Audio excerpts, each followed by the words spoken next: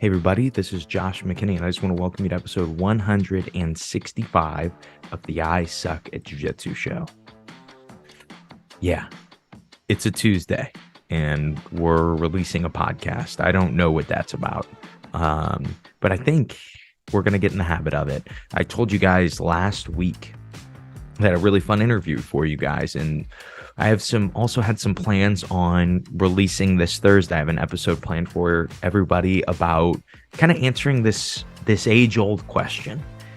Can you get your black belt using only YouTube? Would that be possible? And so I didn't want to push back that episode, but I also didn't want to not release this interview because it's an excellent interview. And there's a lot that I think people could get out of this interview.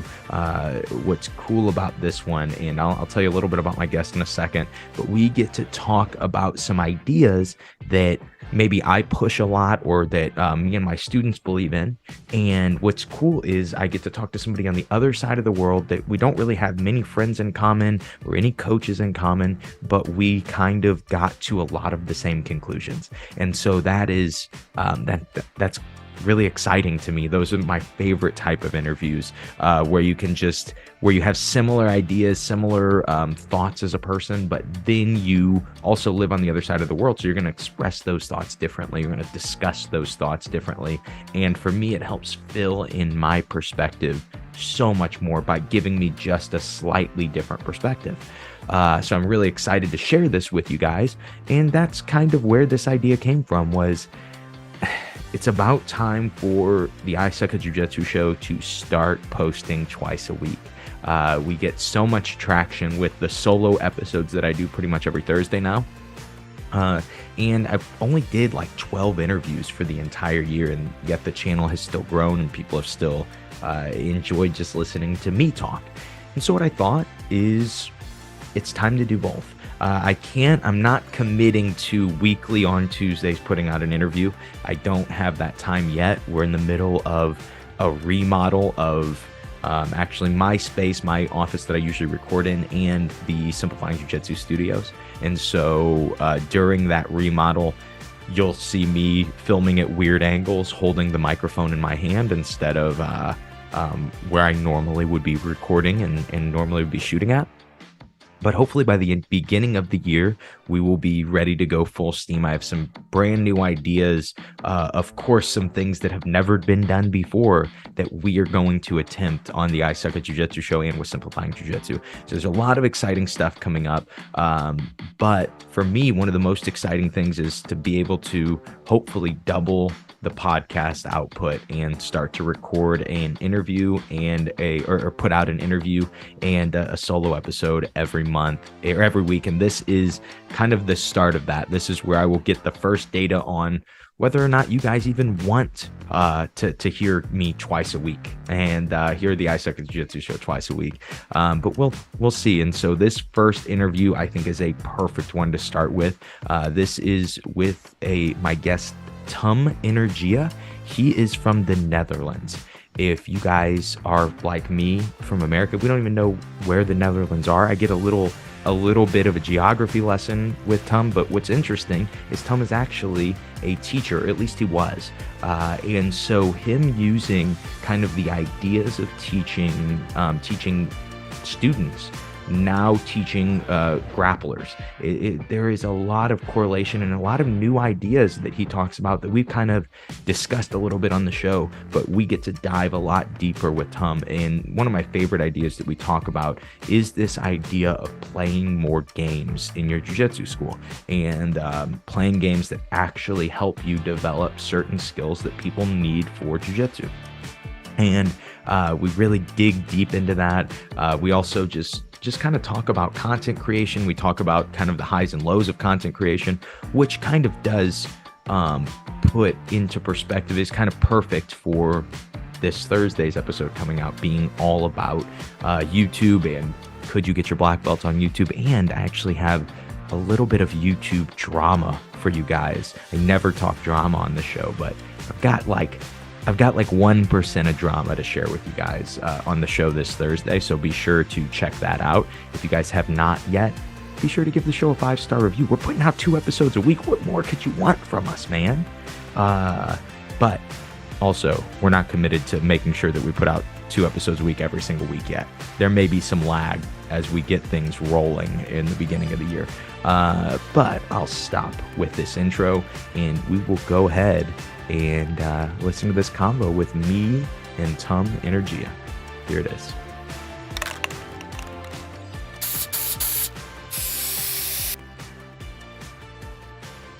Tum, how are you doing today, buddy?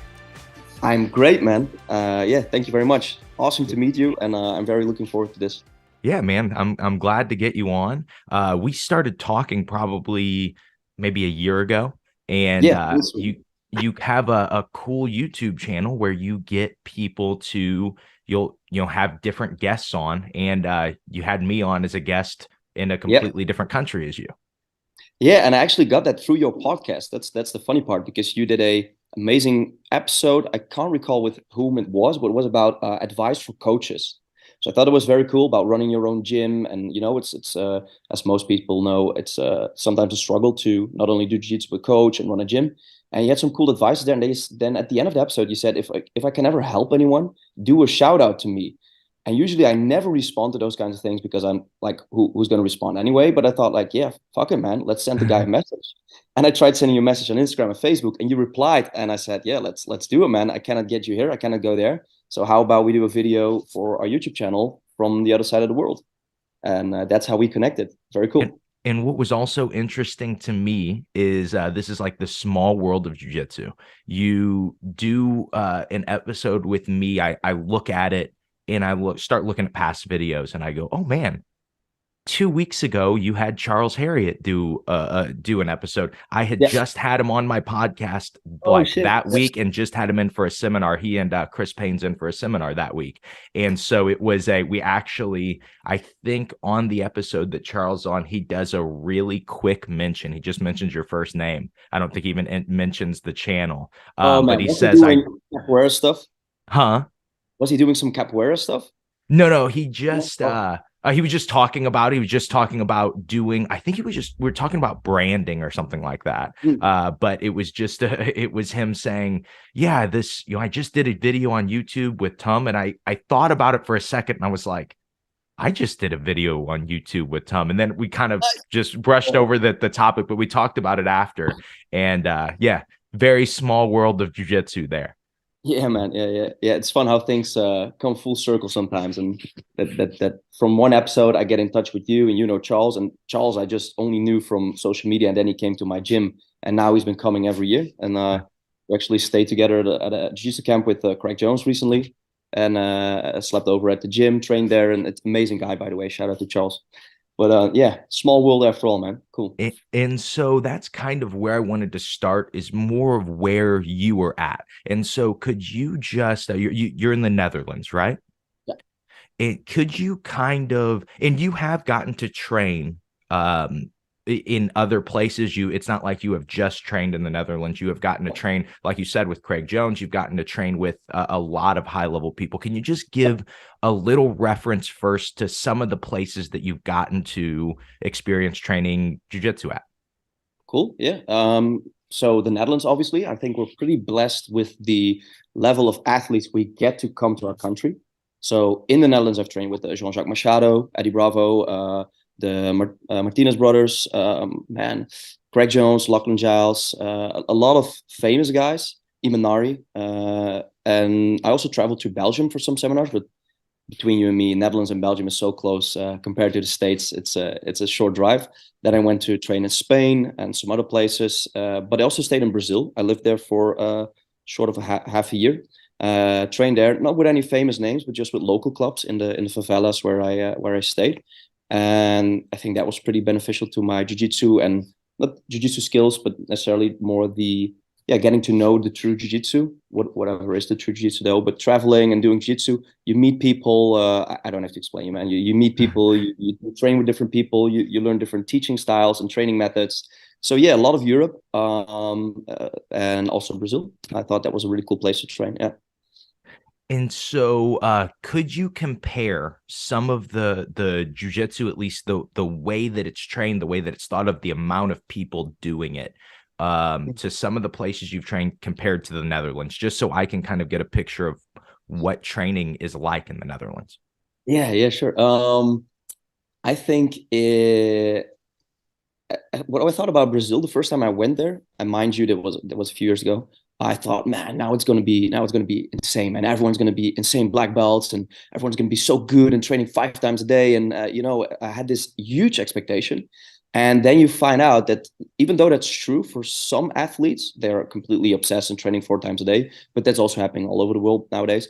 But there's also just 80% of the population is just recreational jiu-jitsu, and that kind of gave me a feeling of like, huh, that's interesting. Jiu-jitsu here is just a sport. There's also dads doing it, and moms and kids, and people with less physical attributes, and recreational people just once a week training.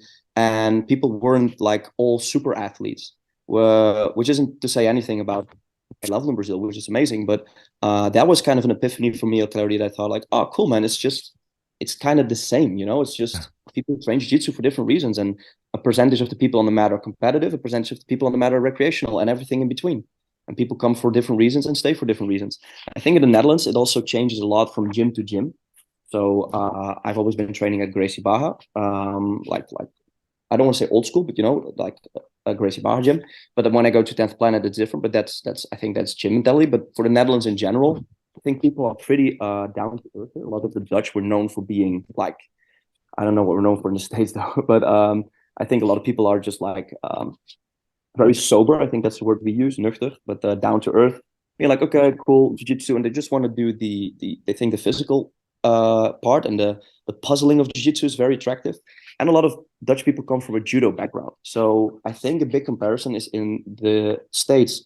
You guys have a lot of wrestling at high school, and I mean, we think that everyone does wrestling there during school. I'm not sure if that's true, but at least we don't have any wrestling culture in the Netherlands. Unfortunately, it's small though. But judo is a big part for a lot of kids. So the link from judo to training Brazilian jiu-jitsu in the gi, I think that's the easy transition for a lot of Dutch guys. And therefore, I think that no-gi jiu-jitsu, submission grappling, even though it's growing a lot in popularity, I think we're a bit behind on that because of the difference in wrestling culture as opposed to judo culture. And because of the suits, the belts, the structure of the gi class, I think that's easier for people to step into as opposed to no-gi grappling. And the classes itself, man, I think a lot of people just really like to compete. A lot of people just really come for the fun of training jiu-jitsu, the puzzling, the challenge. And yeah, I think just like all over the world, people with different reasons training and staying for different reasons. So before we move on, you made 2 references to the States, and I'll give you good clarity on that. First, you said, I don't know what people in the States think about the Netherlands. So something you got to realize about people in the States is they don't think about anything outside of the States. that's an American stereotype that is 100% true. If you dropped a map and said, hey, you got to point out the Netherlands, very few Americans are going to be able to do it. I'm sorry, your mic cut out there. Sorry, Amsterdam. Oh yeah, that's a country. The Netherlands is a bit bigger than only Amsterdam. It's actually funny because in one of your recent episodes, you said you compared something about jiu-jitsu gyms as well, like you did with I think it was between structured class and open mat.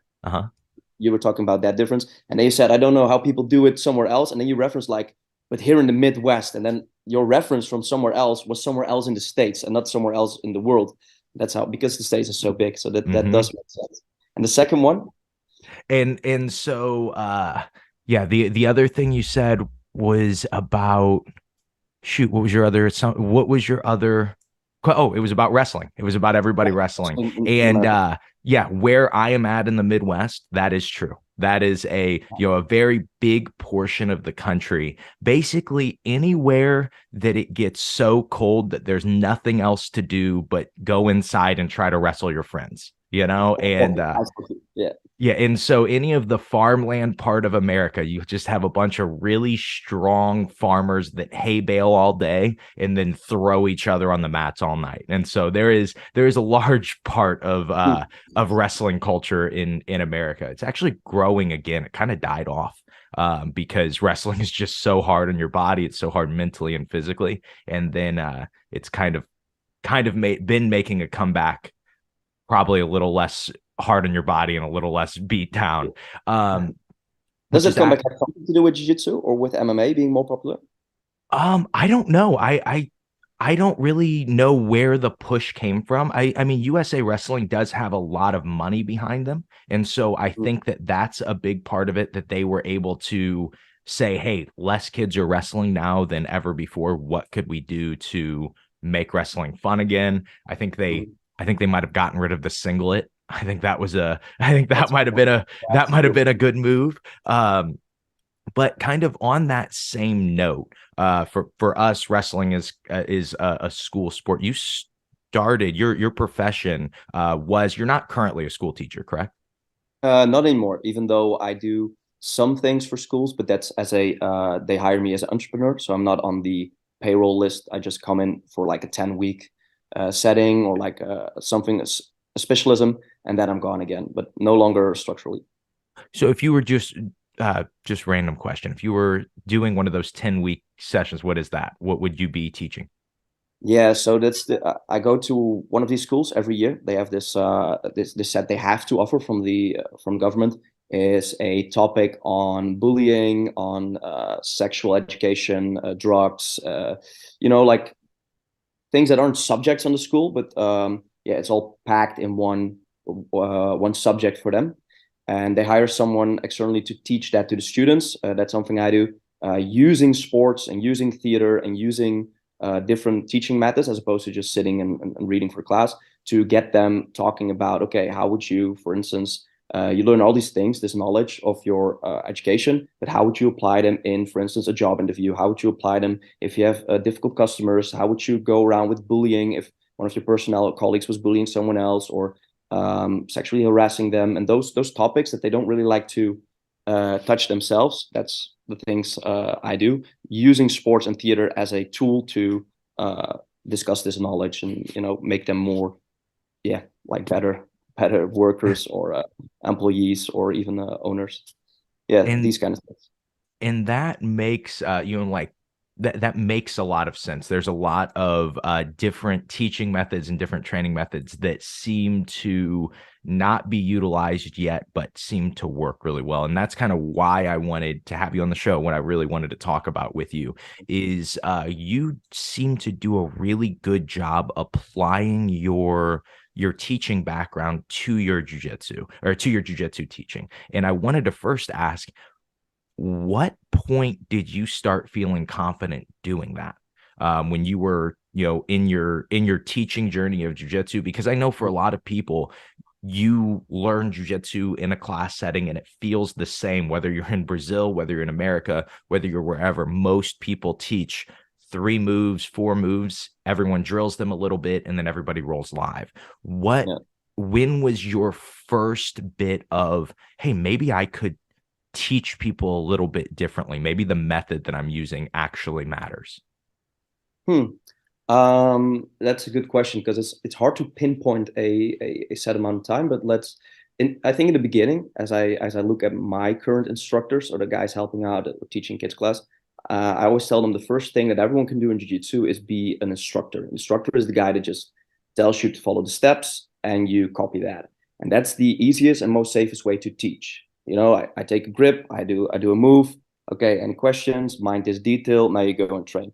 And I think I also started out as that, to be honest. And then as you get more confident in your technique and you start to not see the move, but start to see the overlapping concept of, okay, what is it that we're drilling this month, this week? What is the thing I want to get to teach them? Because if I teach them a move, man, jiu-jitsu has like a million moves.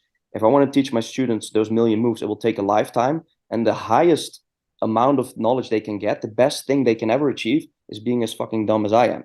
So I need them to be way smarter. So I'm not teaching moves. I teach concepts and I teach these things. And I think that went a bit naturally. I think the first thing I started experimenting with was warm-ups because warm-ups are a bit safe to like kind of go out of the box a bit and just don't do the structured warm-ups and the drills and from side to side. So I thought, hey, let's do some more warm-up games and let's see how people learn with the setting of games as opposed to drills.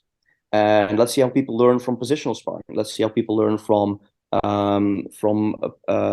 troubleshooting positions, etc., or live rolls, etc., and trying to observe and then as time progressed, I think I got more confident in thinking a little bit out of the box, and I also saw that no students were quitting. We even had more students signing up every time. I thought, hey, wait, I'm letting go a little bit of the structure and this instruction, and still the results are being good. And what are those results? Well, for me, the most important one is happy people on the mat. That's the most important one. If I see happy faces, people will learn by themselves. I think that's the best mindset. And then you can see progress in how they spar, but also competition. So if I'm doing something different and I see everyone losing competitions, then I know, hey, wait, something is happening. I need to use this data to adjust our teaching methods or training methods or whatever. So I took all that information, like how we competed as a team, but how people were feeling, how the club was growing, just like as a coach, your members. And all this information gave me the feedback, like, okay, we're on the right track. And then I kept evolving. So it's not something that happened at a moment, but I think there was a good moment in time when I started not teaching for another gym with just a few members, but I started really doing my own thing and branding it with my own brand. That made me give this mentally thought of freedom. So it was not like running a gym. So to have you understand, I started teaching for someone else who owned the property, and they just hired me. So I felt like an instructor hired. But when I started my gym, Energia Martial Arts, and I just rented the mats, and I thought, hey, wow, this is now my jiu-jitsu team with my philosophy and my values. Let's go. And then from there on, I think that was a huge bump in my confidence and self-esteem to dare to go out of the box and feel like it's like I'm responsible, but I'm also in control to do whatever I want with all this passion I have. And it's turning out pretty okay so far, but still got a long way to go. Have you ever dealt with people discouraging the way that you teach or the methods that you use? Yes. Because I think if you look at a room of jiu-jitsu people, if you have 40 people or 20 people, whatever, they are all individuals, all with their own learning style. Some people prefer seeing, some people you need to like show them the move.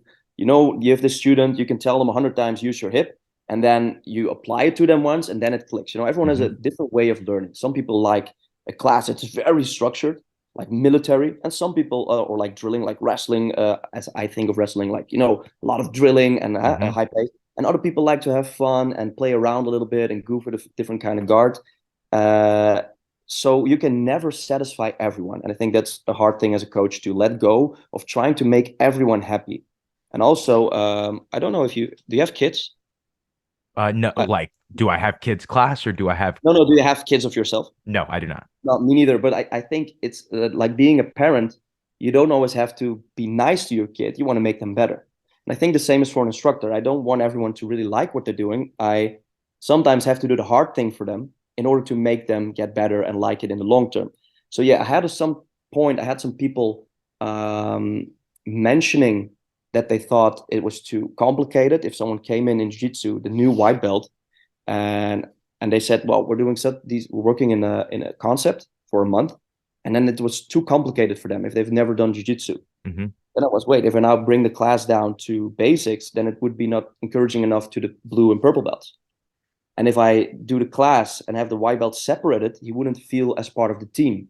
So with that information, I developed I was working around this thing, and now we have the buddy system where when a new white belt comes in, I pair them with someone who I think they're compatible with, and then they get to be their buddy for the whole training. They're going to do the same drill as the whole class, but he's just going to like not water it down, but make it a bit easier. So, okay, now the class is doing 1, 2, 3. We're just going to do 1, but he's still part of the whole class, and it makes it a bit more easy to get into the new group. And so I use the feedback people give me in what they don't really like about how we train, and I apply that to better the way we train. And sometimes there are people who think that the class is too structured. Other times people think it's too loose, and I just play around that and try not to satisfy everyone. So you kind of touched on it when you were talking about warm-ups. You talked about the idea of playing games to get better at grappling. First, what was your first experience with that?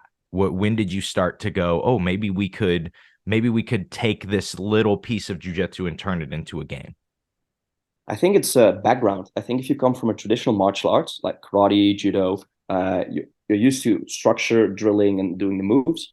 If you come from wrestling, you're used to, I don't know, I've never done wrestling, but my background is in capoeira, and capoeira is a game. And in capoeira, everything is a game and a dance, and everything is very playful.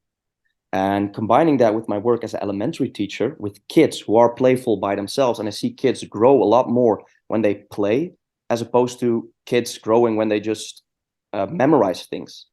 And I thought, okay, can we apply that to jiu-jitsu? Because adults are still kids in some way, and they really enjoy the same things. Just like a video game, if it's fun and challenging, you learn a lot better than when you just get boring information stuffed into your head. Mm-hmm. And also because it worked a lot for me. I like doing games and capoeira. I like doing games and everything I do, and make it like a puzzle or a challenge and have fun. And then the knowledge, it doesn't like come by itself. I think that's too easy to say, but you understand what I mean. The knowledge comes after. If you're happy and you like what you're doing, then you get better as a result, not as a goal. So then I applied that in jiu-jitsu. And I think the background was the capoeira thing. I think that mindset, that gaming and less drilling has to do with how I started martial arts and my personal personality. And I started applying that in jiu-jitsu, and I see people having a lot of fun. And people who have fun, they keep coming to class. And people who keep coming to class get better, especially, but that's something I think is very important. The games we play are jiu-jitsu games. So it always has to do in some way with jiu-jitsu. It could be something to do with a technique, or could be something to do with a concept, or with a structural physical thing, like how you move your body, balance games, etc. That could apply, for instance, how you base yourself in guard, or how you base yourself in stand-up, with different balancing games, or trying to disbalance your opponent and stuff. Do you have any examples of games that you might play? Sure. Let's give a few.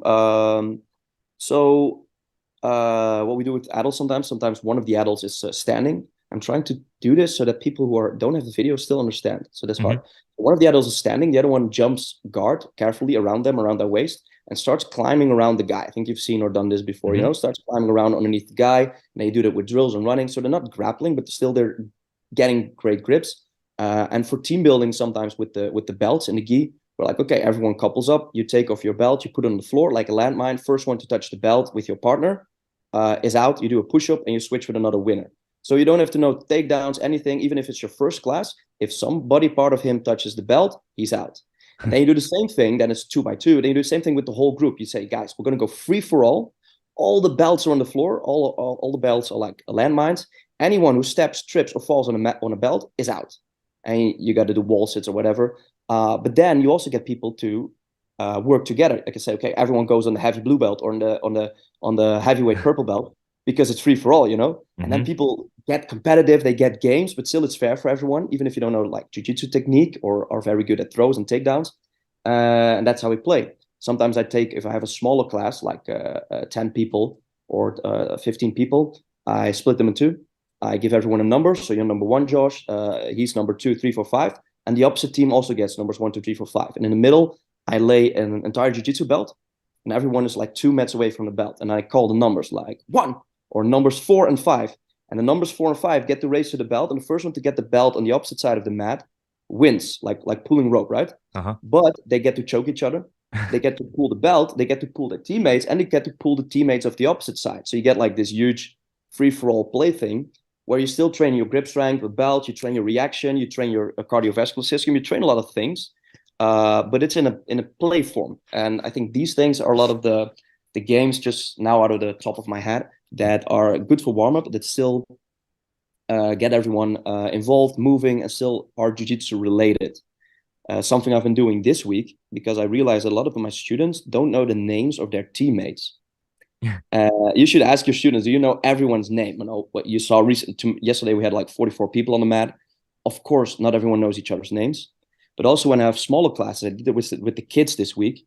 We had 15 kids, and I wanted the kids to know everyone's name, because I say jiu-jitsu is a team sport. It's you individually with your teammates. So I did a game where everyone is running through the hall, through the mats. But in jiu-jitsu, I say we don't run like joggers. We run whilst shooting, fall, breaking, fall. And, we run like jiu-jitsu athletes. And then I say one name, for instance, Josh. And the first 3 people to touch Josh, they're free, and everyone else has to do a burpee. So then I keep yelling names, and you can be like, oh, wait, I'm going to run close to Josh. But then I yell Pete. He's on the other side of the room. So you have to switch. You have to learn names. You have to do burpees. You have to react.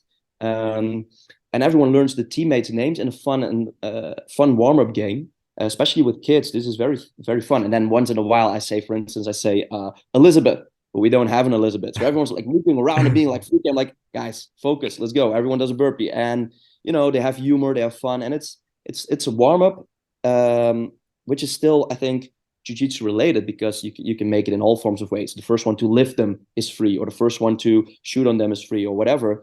But they get to know each other's names, and that goes back to what I spoke about with Steve Kwan, the socially safe environment for jiu-jitsu. If you cannot even name the guys you train with, and they're just like, hey man, or hey brother, yeah, that doesn't make it the team, and getting a better team also makes your jiu-jitsu better, I think, in some ways. So yeah, just some games to answer your question. And that makes a lot of sense too. Just the importance of having people on the mat that you're friends with. So many of my students, they come in and I can see that they like scan the mats for their their group of buddies. That's my buddy here. Yeah, and they're like, oh, and it's like, whether they recognize it or not that they're doing it, but that is like where the excitement of the day comes from. So, oh, I have my favorite training partner here today. I'm going to do some, hard rounds with him, or we're going to drill together, or whatever. But what I think we're on the same page when it comes to, and I don't think a lot of instructors, or most instructors, think of this. In jiu-jitsu, it's weird because your coach is also generally a business owner. And, this business owner has to make decisions financially for their family, for their, for their livelihood, on top of trying to get you good at jiu-jitsu too. And so oftentimes what happens is people become numbers, and it's about getting the right amount of new people in. And I'm always losing 2 people every month, so I need to be adding 5 every single month. And that's nothing wrong with thinking in those terms, right? You want to be growing your school, but you also don't want to be losing those 2 people. Those 2 people, ideally, you want to keep, because if those people stay long enough, if those people stay 5, 7, 10 years, your mats get better. And I notice now, for me, it takes less work from me, and guys are getting better faster on my team than ever before. And it's simply because the mats are better than they've ever been, and that comes from, that same exact idea you were talking about. It's just making sure that people are having fun. Do you have any other tips for making sure that your students are having fun and wanting to come to class? Yeah. It's funny because I thought you said in a podcast recently that you had not that many white belts. You have a lot of blue, purple, brown, black, because your level on the mat is so high. And I thought that very interesting. And also what you said about, yeah, sure, being a business owner and having new people coming and staying, that's important. But also the other side of the coin is people focusing so much only on their high level competitors. Some coaches, because especially here in Europe or in the Netherlands, a lot of coaches, they do this besides their normal job. They don't, because it's very hard to live off jiu-jitsu as a coach. So mostly, I know, like 90%, they have a normal job and then they do jiu-jitsu coaching as a hobby. But a lot of people focus so much on the top level guys and think, okay, who can benefit the most from jiu-jitsu? High level guys can benefit and compete and whatever, but even the recreational dad whose life is completely changed by jiu-jitsu, those are the people I also want to expose to this beautiful art. And your question being, okay, how can you, as a coach, make sure people are having fun? Am I correct? Mm-hmm. Yeah.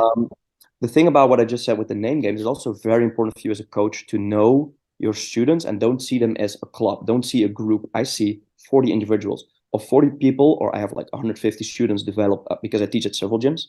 I have capoeira kids, I have jiu-jitsu kids, I have jiu-jitsu adults in 3 places, I have MMA, grappling, whatever. I try, it's very hard, but I think 99% I have this. I'm pretty easy with it, thankfully. Know everyone's name. I try to know their birthday. I know what they do for a living. I know their hobbies, and just small things. But someone walks in and, hey, Josh, how did your exam go this weekend? You had an exam, right? Hey, Josh, how's your mom doing? She was ill last week. Whatever. These things make it so that people feel so appreciated and valued in the team. Also, as a coach, it's very easy to give jiu-jitsu athletes tips. Like, hey, try to put your arm there. You have to do this better. You have to do this better. You have to do this better. But sometimes the best advice to give people is, wow, that was really good the way you did this or this. So saying to someone, good job, that's too vague and too empty. It's like telling a woman, someone you're telling, if I told my wife, you look good or that's good, then that's not That's not a good compliment. I say, wow, I love the way you did your hair today, or you're just radiant today, or whatever you choose. And jiu-jitsu as well. If I say that was good, yeah, okay, thanks, man. Next. Or if I say that sucks, that's also bullshit. If I say, hey, man, it was really cool how guys, get over here, get over here. Hey, watch how Josh did this. Try to see what he did. And then Josh shows off the thing. I said, Josh, just do what you just did. Guys, you see the way he moves his hips. It's not about flexibility. You just have to A-B a little bit. So you get more flexibility without being flexible. It's just the A-B. See what Josh did. Yeah, nice. Okay, give it up. Nice. Okay, next one. And that's the way I think people really enjoy. They get valued. They are seen by the instructor and they are appreciated. I think that is how people feel comfortable in a place. And, that combined maybe with a bit of humor. We have a bit of dark humor sometimes, but I think a lot of jiu-jitsu people have. So I'm going to be careful. Every jiu-jitsu place I've ever been has dark humor. Yeah, every single one. And that makes it fun. People just want to feel relaxed because I shared a video recently about pre-training anxiety. And for you and me, we're so deep into jiu-jitsu, you cannot imagine being anxious for a normal class, not competition, not anything, or open mat with a lot of heavy guys, just a normal class. But mind you, how many of your students, white belts or even blue and purple, are still anxious for normal training or normal class? They exist. And saying that doesn't happen in your gym is just being ignorant. And how can you make these people better jiu-jitsu is having them feel like it's comfortable. You can just train. Don't water down jiu-jitsu. You still have to be, like everyday pojada sometimes, but find a balance in between being everyday pojada and also having people feel appreciated, seen, valued, and fun. Just make a joke. Try to know the names of the people you're with and try to know who they are. Who is Josh? And who is he within the team? And I think that's a pretty good way to get people having more fun. And also the things that happen after or before class. I like to come early to class or stay a bit longer after class. Just have a drink with the students or just go on a road trip somewhere. When we go to seminars, I ask some students, we go together. We go to a restaurant, we have some fun. A lot of people in jiu-jitsu do this already because the community is so tight. But I think that makes a way better connection with your students if you have the luxury of being able to do that, obviously. That makes sense. So something you said was not a lot of people in Europe are able to run a gym full time, right? And that be their kind of primary source of income. But you have some different things entrepreneurially that you do. And I just kind of wanted to talk about them and kind of talk about your motivation behind them. And so obviously we talked just a second about the YouTube channel. You also have a BJJ Fanatics instructional. You were one of the first Europeans to get on BJJ Fanatics, correct? Yeah, I was the first Dutch one. The first Dutch. So how did you go about that? What was your approach because I know that we get a wide range of people that listen to the show, right? You have brand new white belts that have no intention of ever putting out some type of instructional, but then you also have very good brown and purple belts that are all over the world that kind of are in the situation you were in. What would be kind of your approach for that, just specifically for BJJ Fanatics, but then we can kind of talk more broadly. Yeah, it's a good question. And Josh, I really want to give the best tip, but in my specific case, I think I was just lucky, man, because I don't know what I did. BJ Fanatics, they contacted me. I got a message from because Michael Zenga saw my YouTube channel, which was by that time really small, mind you. We had like only 100 or 200 subscribers. I was just starting out, I think, and I don't know how or why he spotted me. I wasn't doing any sponsors or whatever, any promotions on Facebook. He just saw the YouTube channel, I think, and they contacted me. At first, I thought it was a prank, or I thought it was someone looking for my coach or someone else, or they had the wrong guy. I'm like, who wants to have me for BJ Fanatics? But I think it's like kind of the law of attraction, and I want to give a good tip, but I was just lucky, man. I got contacted by them, like, hey, do you want to do an instructional? I'm like, yeah, sure, man, let's go. And from there on, it took off. But there is a lesson within that. And I started the YouTube channel without ever having the goal of being on BJJ Fanatics. I never dreamt of that. I never thought that would anything remotely possible for me. And I started just doing videos because I loved it. That was it. That was the only reason.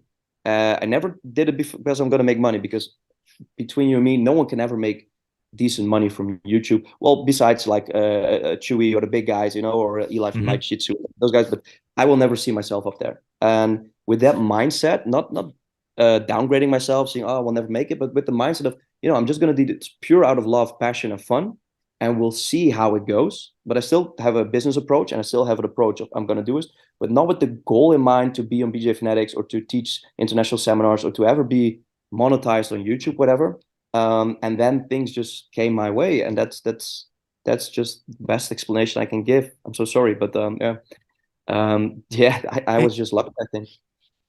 Maybe you were just lucky, but it also takes a lot of, I know having a podcast, but like same with having a YouTube channel, it is hard to consistently be able to put out content and to consistently be able to have a new idea of, hey, who are we going to interview this week? What's this episode going to be Yeah. about? Or for you, what is going to be the title of this video? What's going to be the thumbnail? What's going to be what I show? And it's not easy to do. Are there any tips on finding that consistency that you might have?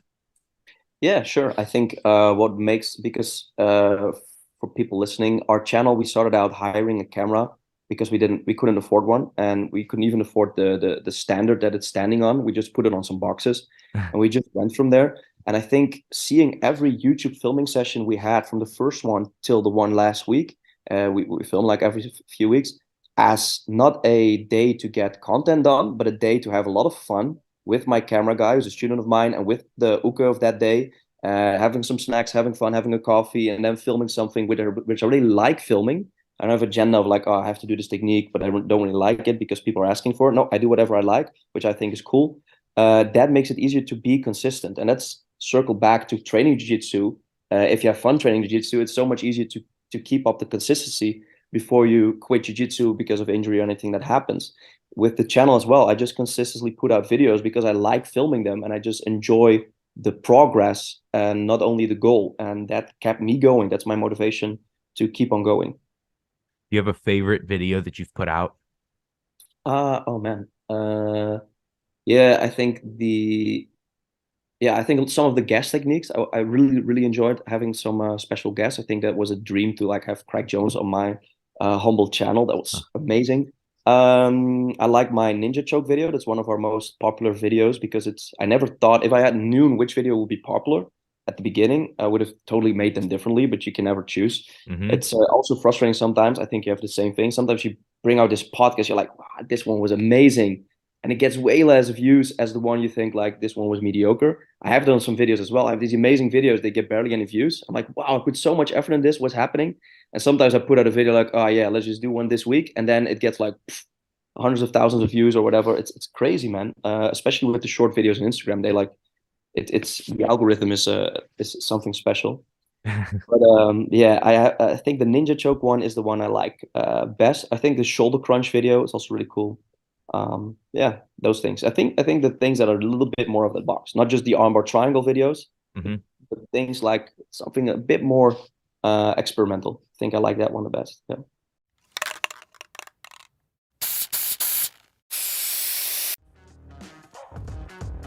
Hey guys, Josh McKinney here. Just wanted to interrupt this interview really quickly and share with you something that I have going on at simplifyingjiujitsu.com. So right now, my latest ebook, The Three Lenses, is totally free. I've told you guys a lot about it. It's about the three perspectives that people will tend to learn jiu-jitsu from, and it will help you identify how you best learn jiu-jitsu, which if you know how you learn, that will just speed up your progression a ton because you can focus on how you naturally learn. And that ebook is very, very cool. I think you will really love it and it's free. But more importantly, that ebook puts you on the Simplifying Jiu-Jitsu email list. And the Simplifying Jiu-Jitsu email list is it's cool, it's fun, but it's about to be even more valuable.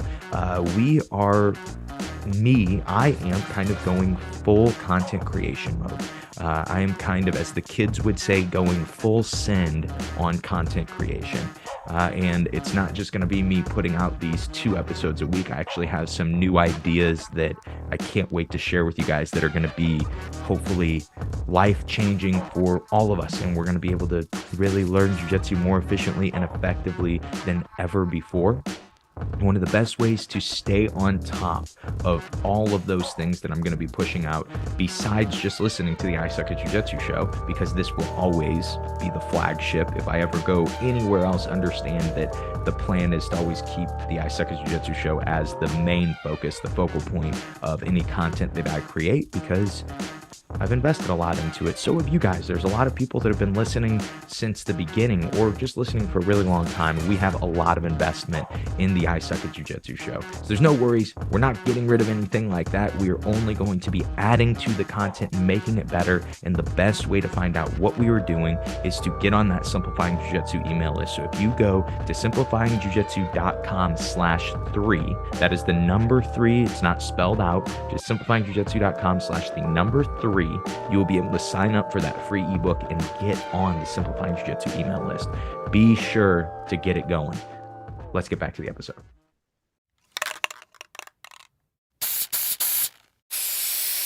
So with your, I know you kind of referenced that you're doing these things for fun, but with your gym, with your YouTube, with your international seminars you're teaching, do you kind of have a goal, a place you're trying to be at, or are you just enjoying this, kind of enjoying the ride of it? That's too easy, and sometimes I speak that out too loudly because obviously there's a plan. So there's a part of me that's just freaking obsessed with jiu-jitsu, and no, sorry, obsessed with teaching people jiu-jitsu. So I'm really obsessed with training jiu-jitsu. I love that, but I'm also obsessed with teaching jiu-jitsu. But there's also obviously the part of me that runs a business. And that part is sometimes a bit, how do you say? Can't find the English word, but neglected. That's one. Yeah. And neglected because I never studied to be a business owner, man. I'm just trying to figure it out. But obviously there's a plan. There's a way, because I started out with teaching for fun and I got called to teach at different gyms. I started out with the YouTube for fun, and now I have 2 instructionals and a third one coming on BJ Phonetics. And I started out doing a guest class, and now I have seminars. I have like 4 seminars booked with me this month. Next month, I'm going to Greece in 10 days to teach there in Greece. So that's going to be very cool. But it always starts out fun. But there's this goal, this long-term goal. And I with the fightwear as well, I make a rash guards and gis. I have these goals, and I think the first one I made was very easy. That's branding. I just want to take 5 years, 3 to 5 years, with only one goal in mind. Doesn't matter the cost, doesn't matter what I have to sacrifice. Is I want people, well, in the Netherlands, to when you hear Tum or when you hear Energia martial arts, that you immediately get like, oh yeah, wait, that's that leglock guy, the guy from the rash guards, or the guy from this or that, whatever, or the YouTube guy, to build a little bit of a brand. So when I say 10th planet, immediately 5 things pop into your mind, whatever they may be. I'm not going to go over those, but whatever.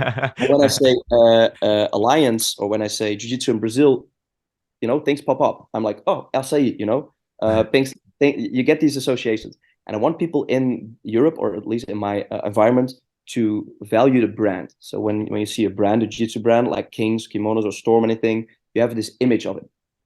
So branding is the first and foremost important one. And from therefore, I think my long-term goal is creating a formula where not only I, as a person, because I'm getting old, but me teaching jiu-jitsu becomes a philosophy of how my instructors and people within our gym can spread that out and start sharing jiu-jitsu and share the love for jiu-jitsu with more people, not from a business perspective, like growing a franchise for the fact of making money. I don't really care about that, but more for the fact of how can I make this thing I have, these values, these ways I like to teach, and make that bigger, make that circle of influence way bigger. When it goes from me to one of my instructors, who then influence 20 students, who then influence, and then it goes I think it's called the butterfly effect. No, whatever, passing it through effect. And that's a long-term goal. Oh yeah, not being injured. That's the main goal. That is a good goal. This morning, I just had an episode come out. I think it's 3 ways to not get injured. So to never get injured again, something like that. But yeah, that's always the goal, is being able to stay on the mat. Before we move on, what is the name of your clothing brand, your rash guards and your gi? Yeah, that's Energia Fightwear. And so when did you start making those? Yeah, on the belts we have like established 2019, started a bit earlier, but I think in 2019 I made it like serious. I just made 5 rash guards, and I thought because every gym wants to have like their gym rash guard, Uh-huh. like with the logos, like everyone, and you have like 20,000 Pakistanis sending you messages. I thought, like, okay, I want to make a rash guard because why am I wearing? Why is everyone on the mat wearing Tatami, Storm, Kings, whatever, all these brands, and Fuji, and why don't we have something like uniform? You want that, obviously. So I made 5 rash guards. I'm like, hey, maybe one of my students wants it as well. And then within a month, I had 100 people wanting a rash guard, even people who didn't train with me, who weren't my students. And that I think was odd because I was like, why would you wear someone else their logo, someone else their gym, because we're a gym, um, while you're not training there, you know? And then from there, I started making the designs less focused on the gym and more so on just a general brand where everyone can feel associated with. And it kind of took off from there. And then I got into contact with a store, and now we're in 3 stores in 3 major cities in the Netherlands. And most things online. I've shipped through. Man, I've shipped our clothing to Mexico, the States, Brazil, Moscow, Russia, Korea, everywhere, man, worldwide. And that also, I think it's the same thing with Fanatics. It's just luck, or just, I don't know, man. I just start doing it and things go. It's obviously it's not just luck, but I cannot explain how it goes, man. I just start doing it, and then I always have a saying. It sucks in English, but it's something like, "We'll see where the ship ends up." I just kind of follow the waves, and whatever. And I'm not afraid to make mistakes. I think that's also pretty important as a entrepreneur. I do fear losing money. I spent like a lot of money, like tens of thousands of euros in the clothing brand. But I also have a lot of trust because I'm like, okay, I don't trust Bitcoin because I'm a fool. I don't know it. I don't trust the stock market because I'm a fool. I don't know it. But I do trust myself, and I do trust my own business. I'm like, okay, this will work because I put everything in it. And then it always, well, so far turns out pretty okay. And yeah, that's just how these things go from the fight where being one rash guard for the team to now having over 30 something no-gi designs and a lot of products going worldwide. Yeah. That's really cool. So, I usually finish with this, but I think it'll probably we'll probably have a few follow-ups after, but because we kind of talked about this before the episode started. Mm. But at this point, wanted to go with what is the best or some of the best jujitsu advice that you've ever gotten? I think the best one to say now is suck less at jiu-jitsu. Oh man, that's No, no, that's a that's good advice, man. I wish I could do that. trying to figure that out for a lot of years now. I was thinking about it because I heard your podcast about best jiu-jitsu advice. And the thing is, which I think everyone will recognize, because I can give you some cool quote or something, whatever, but I think the best advice has to come at the right time. The advice I needed as a white belt was completely different from the advice I get now. That's very important now. And I think a lot of people listening will recognize this. As a white belt, I wanted to do flying triangles all day long, man, and just black blocks. I actually did. I did a lot of flying submissions, even on competition. That was fun. But the best thing I learned was, it's so fucking cliche. It's relax, calm down. Something my student, I'm going to quote one of my students even here, who said the quote was it slow is smooth and smooth is fast. I think it's a sailors or Navy SEALs quote. Don't pin me on that. But getting to stop rushing through jiu-jitsu and rushing to the next belt and just enjoying the progress and doing it slowly, really understanding the move before you do it fast. That was very hard for me to get as a white belt because, mind you, I came from capoeira, which is like twirly whirly fast, and I am kind of a hyperactive guy, as you might have noticed. So I wanted to do everything fast, not because I uh, wanted to like muscle it through, but I was very enthusiastic. I was very passionate, and the best thing I learned as a beginner was slow down, slow down. Now, the opposite thing, that's very interesting because you told me about oh, sorry, you didn't tell me. I listened to the podcast where you spoke about Sean Williams, and correct me if I'm wrong, telling you how Roger Gracie told him that rolling without strength was the way Roger won all these matches, and rolling with only a purple belt and rolling without strength. And then you went into the difference between rolling with strength and rolling without physical attributes. So that adds flexibility, explosiveness. Am I right? Mm-hmm. Yes. So that is something that would have been amazing advice for me as a white belt. Roll without strength. Try to focus on technique. And as a blue belt, but the funny thing, I was listening to this, and just a few weeks ago, I got one of the best advices from me at this level. I was sparring with one of my black belt teammates. He's a very good black belt. He also runs his gym. I think he's a very good black belt. And he said to me, like, "Hey, Tum, why are you being so chill? You're being so paced. You're being so chill, technical, and I don't know the word in English, trying to find it. So uh yeah, whatever. Patient. Maybe that's the best one." And he told me that he completely looked through me because he's known me for a long time. He's a very good black belt, and he also runs a gym, so he knows what it's like to be a coach. Now, mind you, that's a difference between being a black belt and being also a black belt coach, seeing a coach. And he said, "Man, you're rolling like you're rolling with your students, paced, letting them work, letting them play their game. You're now rolling with me. I can beat you at this game," because he's been a long time black belt. He said, "But I can never out scramble you. Your scrambles and my fast paced game, that's where I kind of, if you take me there, then you kind of take me." And then his best advice was not roll without physical attributes or roll slow or take it easy or be smooth. His best advice was pace the fuck up, man. Use your best physical attribute, which is your speed and flexibility, and not your strength, because I'm skinny. And then I did pace it up, and I got submission, and I got like I completely took him to my game, and that was something I was like, huh, that's cool advice. I would never have had that advice as a blue belt. It would have wrecked my game. I wouldn't give it to my white belt or blue belt students now, but at this time that was the best advice. So it's fun now to see that I actually gave two answers to your question, and they're so contradicting, but they came at the right time. I think that's a good answer.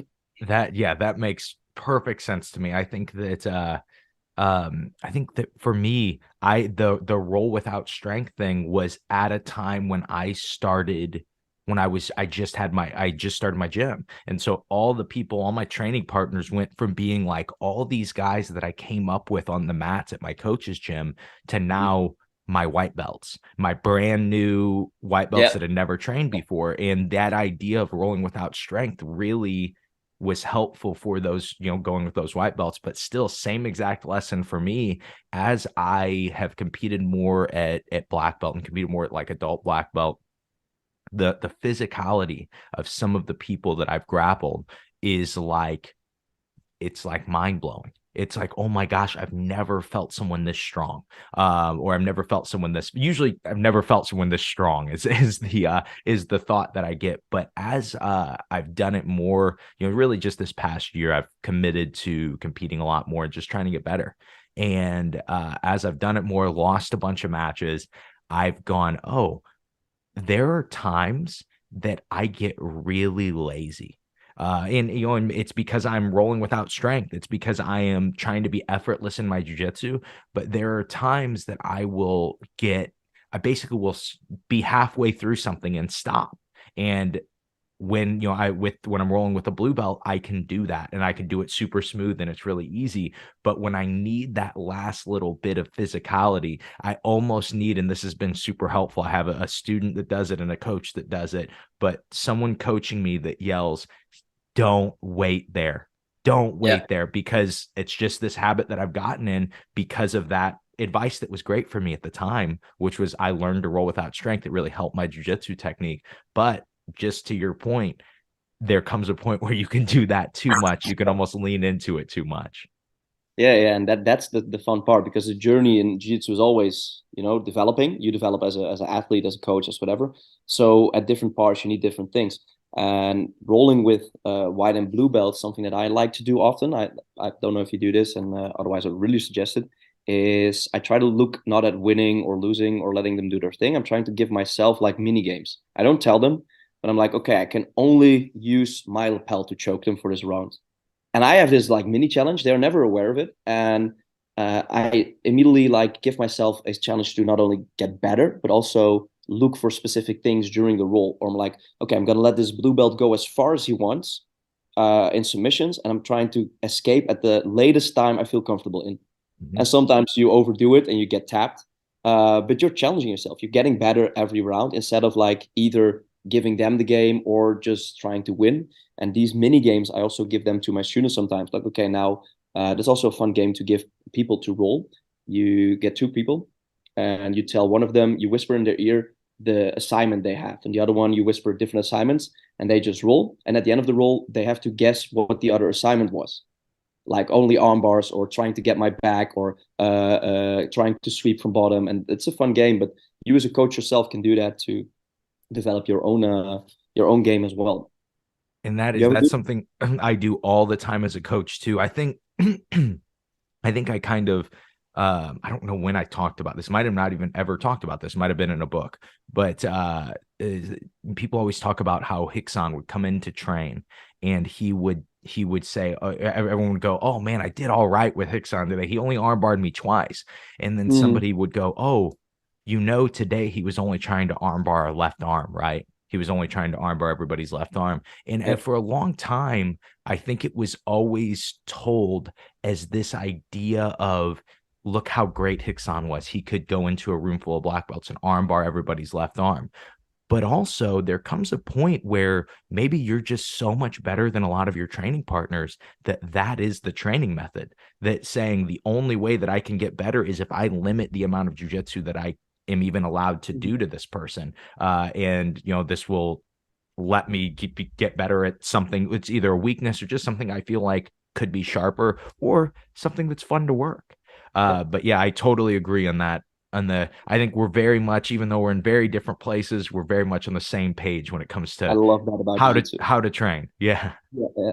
And it's also good to get out of your comfort zone sometimes because if you're so used to like, okay, I play guard, I do these one or two sweeps, and I do this good triangle, and if you just challenge yourself or someone challenges you to, that's why I think positional sparring is very important because you don't always get to play the game like your A game. And also, if you give yourself the assignment like, okay, I'm going to do only arm bars on the left arm, that takes you out of the comfort zone of being the guy who always goes to the top and baseball chokes everyone, for instance. Hmm.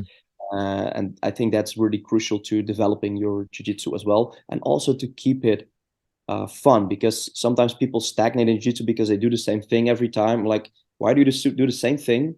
I do believe in having an A game, obviously, but why do you always do the same thing in training with your partners, where we have a sport with a million techniques and you choose to do only three? That's ridiculous. But he says, okay, but I'm only good at these three. Yeah, if you only practice those three, so it's like this chicken and egg thing. Start doing something new, and start enjoying something new, and relearn jujitsu. And that's I think something that's so cool about the sport that we get to do is there's so much new development and something cool. There was something I have been willing to ask you if that's allowed, I would love to hear it. because I think this is super amazing. I hope I have this right, but is it true that you train jiu-jitsu also with your father, with your dad? Yes, I do. We started pretty close to the same time, and he got his black belt 6 months before me. That is awesome. And I've been wondering because within my family, nobody does jiu-jitsu. I took my brother once or twice, and he kind of enjoys it. And we talk about it, but they never trained.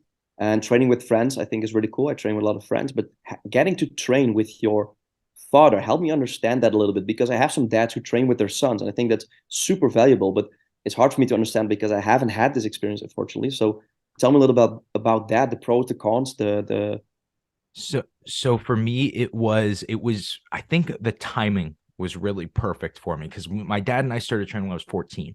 And usually at 14, that's kind of when young men start to try to be their own man. They start to, they start to rebel. They start to, do adolescent things. And for me, I like right at that age where I'm starting to look to become my own man, I get given jujitsu. I get the gift of jujitsu. Mhm. And it was, for me, it was this first time that something really clicked in my life. And so that was like, for me, I was the first one of us to decide to do it. My dad had actually trained for like 6 months, maybe a few years before. And he really was unsure if he was going to train with me. He just kind of thought maybe I'm too old.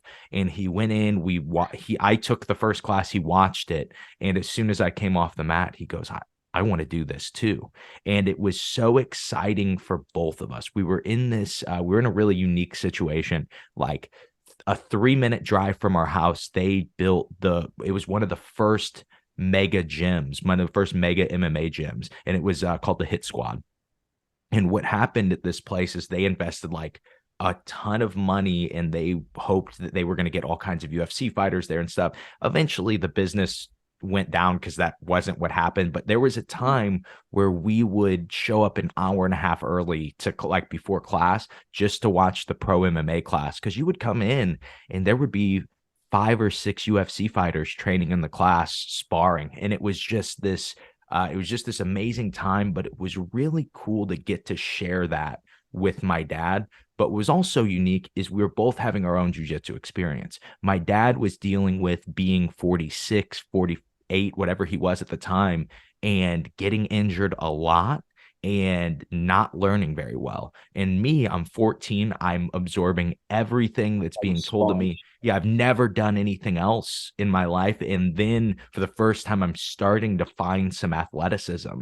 And so for me, we're on two completely different journeys, but we would always get in the car together after class and kind of talk about what was going on, what we were trying to work. And it was a really cool, I mean, such a unique experience. But it was for us, I know the reason we have such a close relationship now is still because of jiu-jitsu.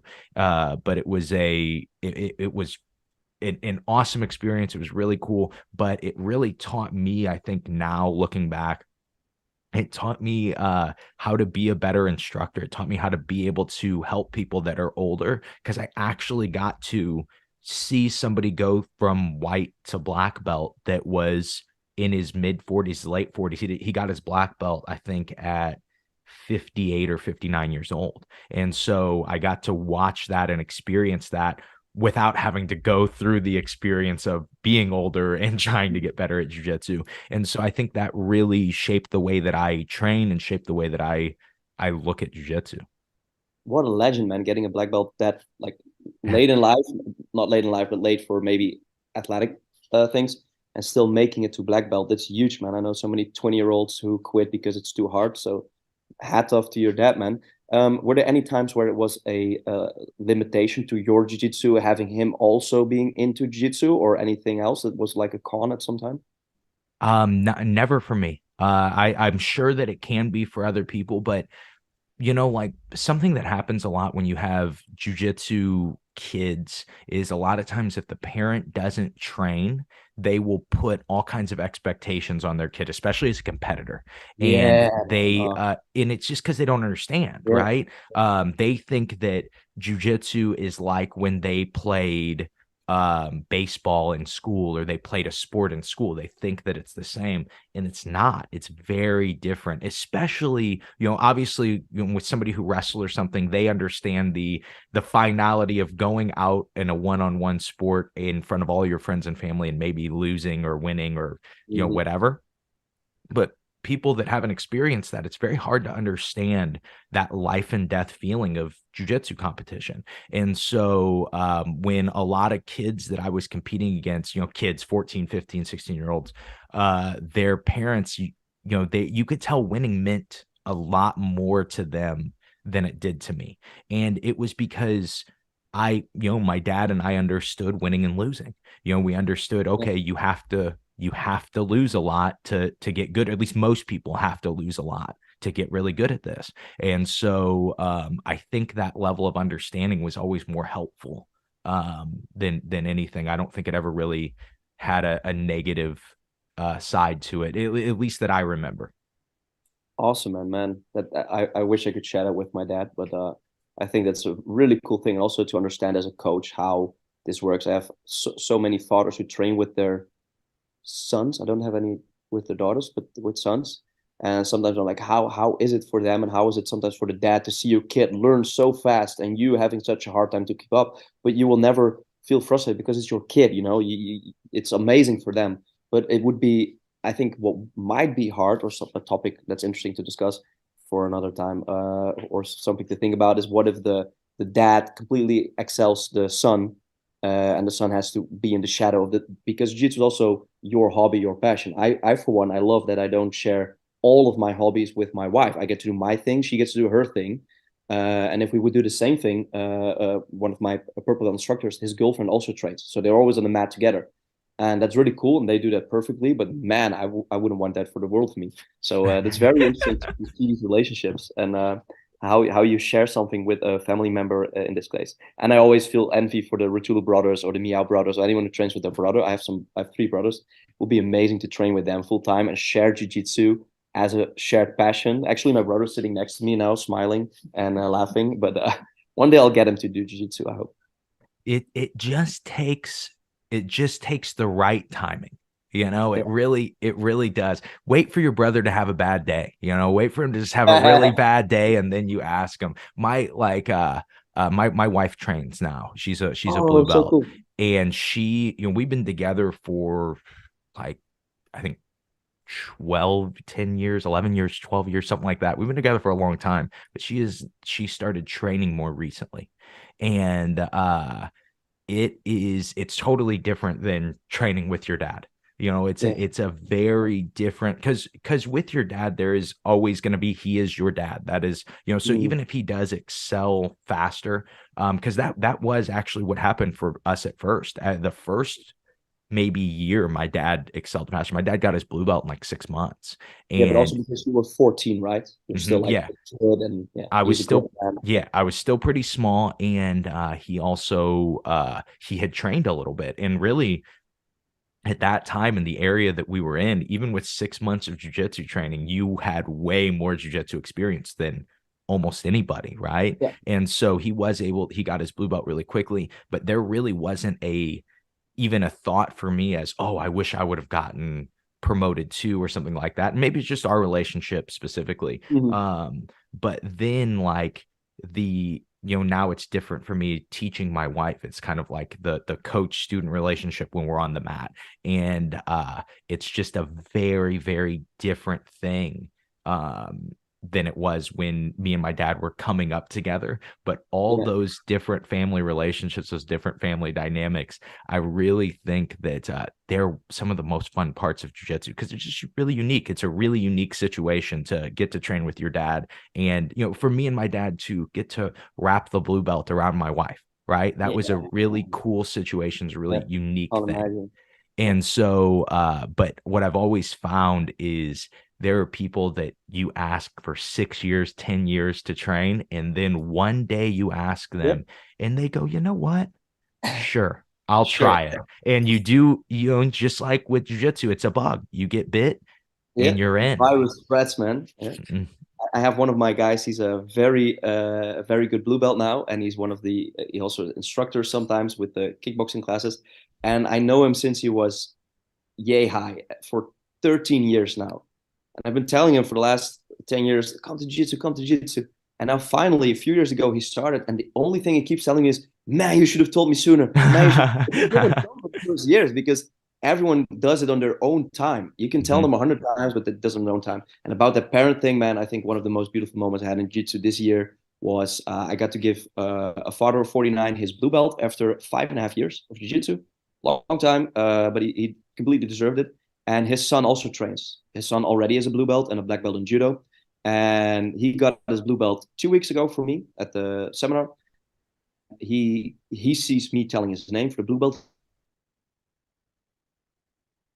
Would never get it because he's also whatever, but he completely deserves it. And the first thing he does is he stands up to get the belt. Then within 2 steps, he turns around, rushes back to the group, and starts hugging his son. And I saw that and I was like, holy shit, man, that is so beautiful. That is so cool. The way that he gets to live this beautiful moment at his jiu-jitsu journey and share that with his son. I think that's amazing, man. And maybe I hope to get to do that one day as well. If Yeah, man. No doubt, no doubt. So, at this point, is there anything that we're kind of at the end? Is there anything you want to say to finish? Yeah, just anything you want to say to finish?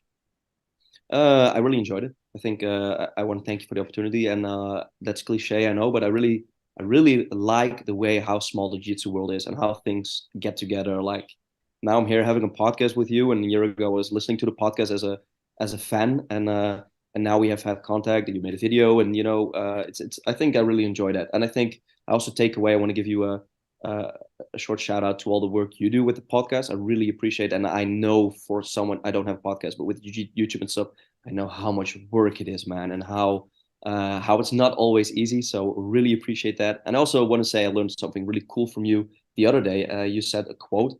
and I can't, because my English is not so good, I'm going to read it, man. But it was, until we connect to jiu-jitsu that we learn to the jiu-jitsu that we already know, we really don't know the jiu-jitsu that we learned. And I fell off that. I thought about that for like 10 minutes in the car and was like, wait, that's a good way to look at learning new jiu-jitsu and applying it to our known knowledge. And yeah, so you really got me thinking about a lot of stuff, man. So I really thank you for that. And besides that, the only thing I want to say to everyone is don't quit jiu-jitsu. That's the only thing. Just don't quit. The rest will sort itself out. Just don't quit and try to suck less. Yeah. That's great advice. If people enjoyed this episode and they want to follow you on anything, I know I'll make sure to link everything that you name in the description. And I know we referenced a few different things, but kind of just give us the list of all the places that you could be followed. Only fans. That's the All main. right. Yeah, it's all the same everywhere. Tum Energia or Energia Martial Arts. YouTube, BJ Fanatics, Instagram. That's the best way to reach me for most people who send me DMs from over the world. Instagram is the best one. Tum Energia, that's it. And Energia Fightwear on Instagram. So that's easy. But they'll just find that in the description. Oh, and I would love for everyone to, if I'm ever in the neighborhood, if you're ever in Europe, just visit us, visit our gym, visit one of my seminars. I just like meeting new people. I love people who travel for jiu-jitsu. If you hear this, my doors are always open at any gym I teach. Join us for training, for roles, or just to have pizza. I don't care. Come from my YouTube channel if you're a black belt instructor and you're traveling. Whatever, hook me up. If you want to teach a seminar, if you want to share something, I'm always open. So if you're ever in the neighborhood of it, if I'm ever close to you with a seminar or something, just hook me up and have a chat. I really like that. All right. Thank you so much for being on the show, man. Thank you, Josh. I really appreciate it.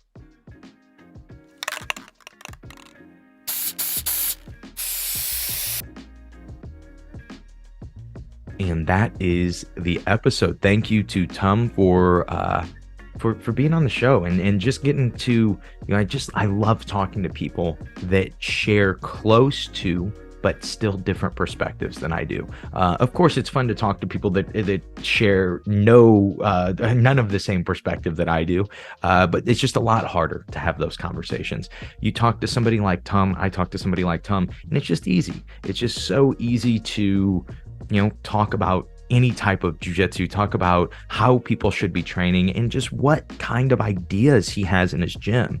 And I think for me, but I hope for you guys too, that you got something out of that it kind of can help you tweak your jiu-jitsu training. And that's really the purpose of this show. That's why it started. The first episode that I ever did was a training method. And that's still what we're after. We're still trying to find the best training methods, find what people from all over the world are doing. And so that being said, if you guys have especially some international guests, some people that there's no way that I would just be able to bring them in for an in-person interview, but some international guests that I could interview through Zoom. I know I said I wasn't going to do any more Zoom interviews, but I kind of am doing them again. If I'm going to put out a interview every week next year, I almost think I've got to do some Zoom interviews.